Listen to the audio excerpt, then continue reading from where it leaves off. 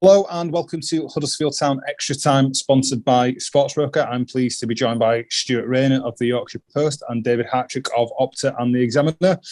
Dave, you're on these shows as often as I am, probably more often than I am. Thank you for that, by the way. This feels eerily similar to a couple of these we've done this year. And as we were saying before we started recording, if you flip the two halves around, we're in jubilant mood. But in the way it's gone this time, it feels like a couple of points dropped somehow. Yeah, it does. I think the thing I said after Swansea is that, one of the key things is it kept the run going. It wanted defeat. And without repeating myself, it's the same thing, really. It's better than the defeat. It was a little bit frustrating second half, but I didn't think, to be fair, I didn't think it was as bad as perhaps the Coventry game felt at times or the Swansea game felt at times. I didn't think they were sort of throttled out of the other half of football. It's just they struggled with just getting out and having a little bit of composure on the ball, and it cost them, really. And it's a shame because I thought first half, I thought they were actually really good. I thought it was one of the stronger first halves I've seen from several players on that pitch. And it is what it is. Yeah, Stuart, it's one of them where in the Championship it's odd because on paper, Stoke with the form they've had up and down, you think, oh, this is a team that Huddersfield, given where they are in the table, could be beaten, especially after that first half. You think, oh, the table's correct. It's showing as it should be. And it's not to say that the table's lying or anything, but Stoke aren't a bad team. They didn't, the changes that they made, the players they brought on, Jacob Brown and Joe Allen, who's played in European Cup finals and things like that. These aren't bad footballers by any stretch. So you kind of have to, as emotional as you are, you have to take a step back and be a bit realistic at this time as well, and say, a point against Stoke perhaps isn't the end of the world. No, absolutely. I mean, in the Championship, you have days when you're not at your best, and the key to being a side challenging for promotion is not to lose when you're not at your best. So, as Dave said, while the frustrations about it, the end result at least was that they're a point better off. And as you say, Stoke have the sort of depth of squad, really, you kind of expect from a team, in the first couple of years of a parachute payment, really. There's an impressive amount of strength there. And obviously, as the second half is going on, then, that should work in Stoke's favour, and it did do tonight. It's just, just listening to Carlos Corberán in his post-match press conference, he thought the problem was more physical than mental this time, which is interesting, with obviously two games coming up next week, 2 games the week after as well. Suggests that some of the squad players are going to have to step up a bit. But, again, as Dave alluded to, and yourself, that it's a bit of a pattern sometimes of Town going 1-0 up and not really forcing these games. So I think that's something they do have to address. Yeah, Stuart, it's an interesting point you make about patterns, and looking at that positively, this time last year, Town fell off a cliff, and victories in the second half of the season were extremely few and far between, and a home draw against Stoke would have been extremely welcome. This year, we're gone through January 2022 without defeat. It's been 10 games in all competitions since the club have been beaten. That's something to, as Dave said before, hold on to, be proud of, and build on, because they're the type of habits and streaks that actually do mean a lot and can be a solid foundation to build the second half of the season on. Sorry, go on, Dave. Yeah, definitely. And I think last season, it's important to say, they lose that game. If they play that way, they lose that game. They also will have lost against Swansea. They will also have lost against Coventry. So there is... And probably not beaten Reading. Yeah, I wouldn't disagree with that at all. So you've got to respect the progress. And it's that same thing of they've flown so high this season that you can't lose sight of the fact that finishing anywhere in the top half this season would be massive progress. So there are going to be days like this, but I think there's also going to be plenty of other days where Town win games. It's that sort of season, it's that sort of league. Yeah, Stu, what was the point you were going to make? Sorry. No, I was just going to say that you kind of view everything from the perspective of where you are in the league, and you know, when you're looking at it from the playoffs, you could say, well, that's another game we didn't lose, and they do have a lot of solidity about them. If you're looking at it in the relegation zone, when you're desperate for points, you're looking at it in terms of 2 points drop. So I think, you know, because of the work done this season and the position they put themselves in, you can kind of look on it more positively. The fact that we didn't play great, but we played against a good side, and we still managed to draw, sort of thing, rather than woe is me, you know, we've passed up another chance.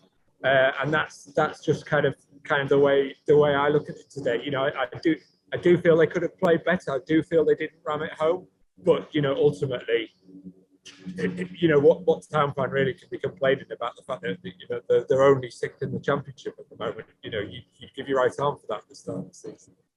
Yeah, I think that's a great point, to be honest. It's, you know, it's the hope that kills you as a fan, isn't it? And I think when people do take a step back for a second and realise that their disappointment is because they're losing pace with the people towards the top end of the division rather than creeping towards League One, that sort of bring home how far the club's come in an extremely short amount of time.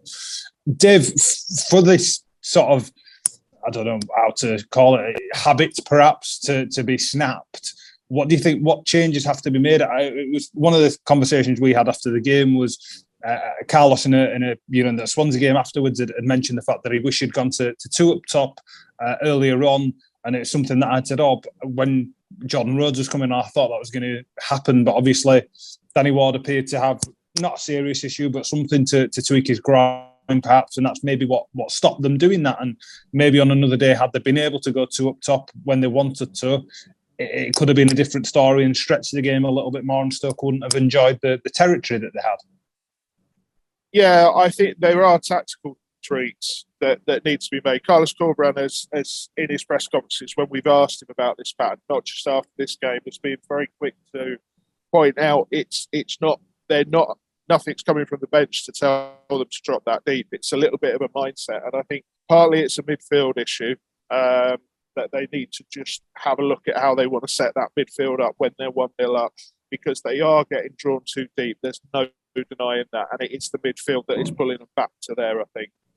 But also, I think that you've got to look at that they've got a shape that works, and they've got a shape that's got them into that position in the first place. So the changes you have to make in a game have to be meaningful, and they have to do something. It's very easy just to say, you've got to change this, that, and the other, but you've got to be very certain they're going to work, because it can go the other way as well. You don't want to lose the solidity that you have. So I think it's tactical tweaks. I think I'm like you, Raj. We were speaking a little bit off it before we started recording. Tonight, I would have gone two up top, and Carlos mentioned about being able to go a little bit longer would have just given them a little bit of relief and broke the press a little bit second half. Circumstances dictated that couldn't happen. That's a real shame, because I think it could have changed the shape of the last 15, 20 minutes if they could have done that. But yeah, there's things they can do, there's tweaks they can make, and they'll be working on it. We're not saying anything that Carlos Corberán and the backroom staff don't know they need to work on. Yeah. Stu, this is a question I'll ask you, because I know Dave's answer to it already, having listened to his podcast in the week where he said creative midfielder about 86 times. If you had the fantasy position of you stepping into Lee Bromby's shoes and trying to work on some transfers for Town with a Monday day being the transfer deadline day, what's the type of player that you would think perhaps the club could bring in to help if there is an option that we maybe don't have off the bench or in the first 11 at present? Well, I think obviously they've built a good structure now. This mainly 3-4-2-1, although they changed it a bit today. So I think it's just a case of upgrades in each position, because, as you say, it is. I think it's a matter of confidence, and I think it's Carlos's confidence to look over his shoulder and say, "There's a player there who can actually change things for the better." And, it took till, I think, 72 minutes for us to see a sub today. And that's maybe a sign that he wasn't really looking behind himself and saying, there's a player I can hang my hat on. He's got experienced strikers in Fraser Campbell and Jordan Rhodes, but they haven't scored a goal this season. He's got Scott High, who's a developing midfield player, but he isn't yet at the level of Jonathan Hogg and Lewis O'Brien. He's still developing, and so on and so forth. And really, it's just a case of upping that competition. But we've got to be realistic. Kind of working on a tight budget, and it's going to be gradual progress. It can't be the sort of fast forward progress that you see at some other clubs. Phase one's been done very well this season. They've identified the problem at the back and they've really tightened up. Phase two now is to become a better attacking side over time. But it just might not be possible to bring in that silver bullet player in this transfer window. It might be something that has to wait until the summer. Obviously, we all hope the recruitment team can find someone and they pull some rabbits out of the hat in the summer. So it's possible. But yeah, I think to have another centre forward option would be great.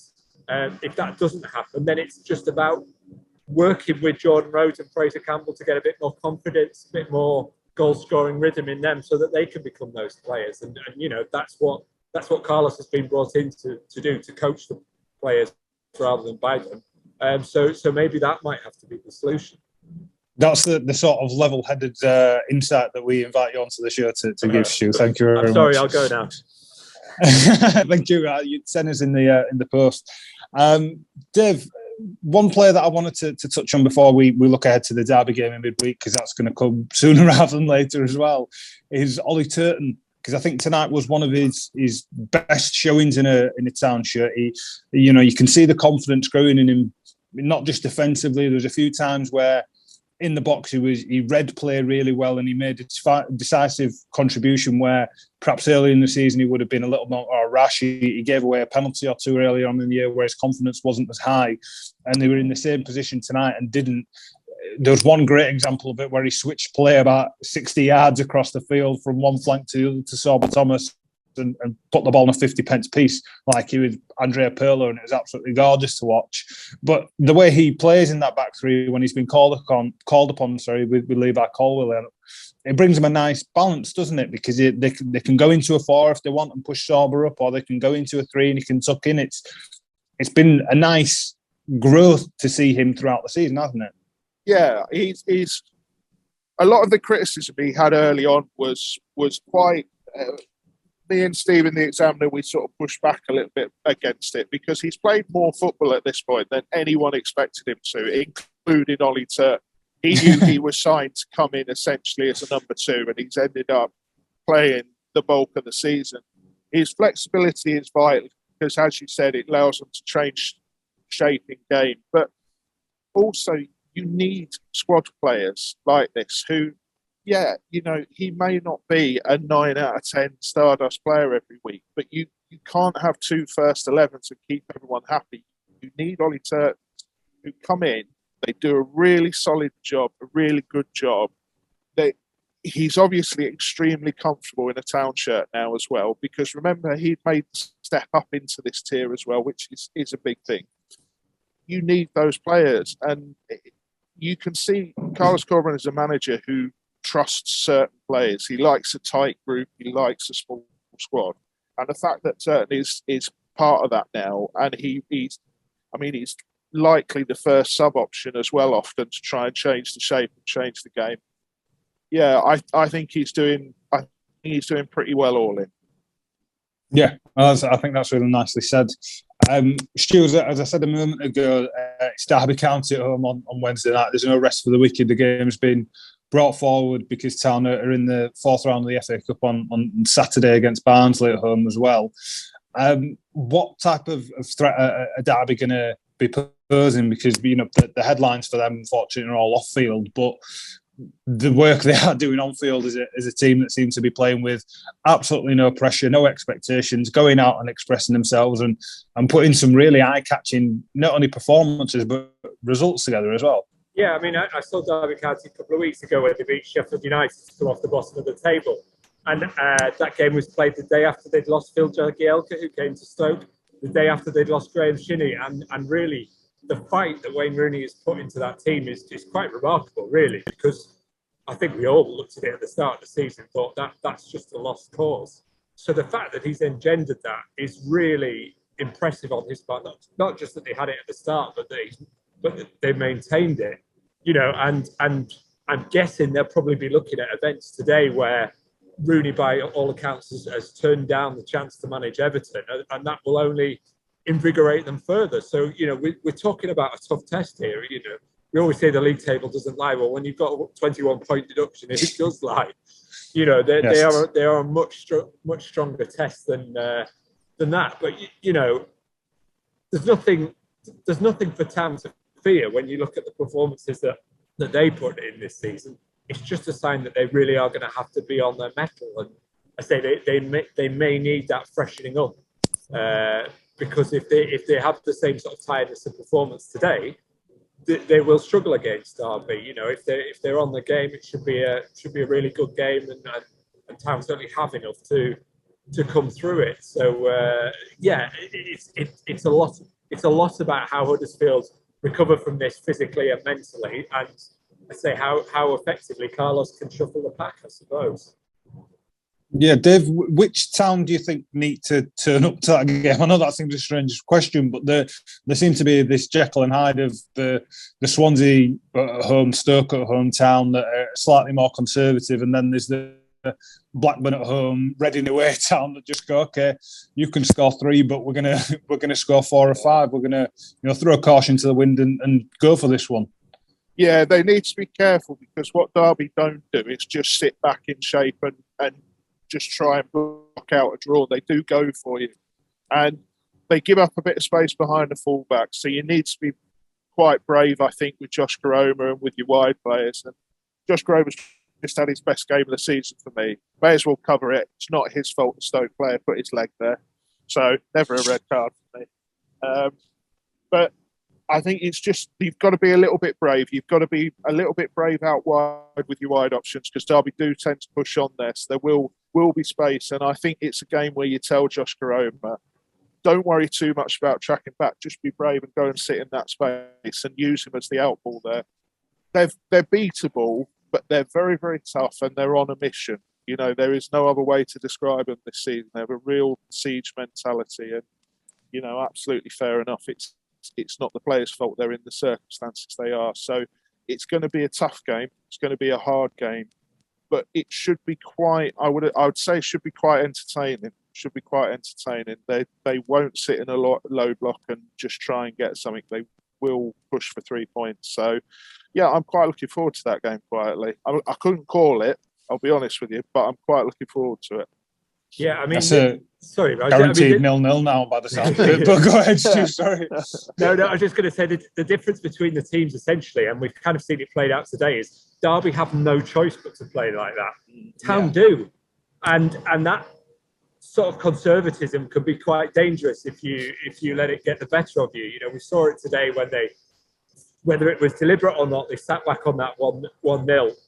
Derby are just playing with this, we've got no choice but to go for it mentality, and Tam could do with a little bit more than that. It's always about a balance. You don't want to go completely gung-ho, but if there was just a little bit more of that, I think we'd see a better Huddersfield Town than we saw tonight. So. Okay, well, by the sounds of it and the preview you two have got, that's not a game to be missed. So there are still tickets available at the John Smith Stadium if you want to come down on Wednesday night and have a watch of that one. There's nothing much better to do on a Wednesday night, I don't think, anyway. So there's no reason not to. But thank you both. I won't keep you any longer. It's late on a Friday night. I'll let you two get home. So thank you very much, Stuart. Thank you very much, Dave, and thanks to Sportsbroker as ever for sponsoring the show.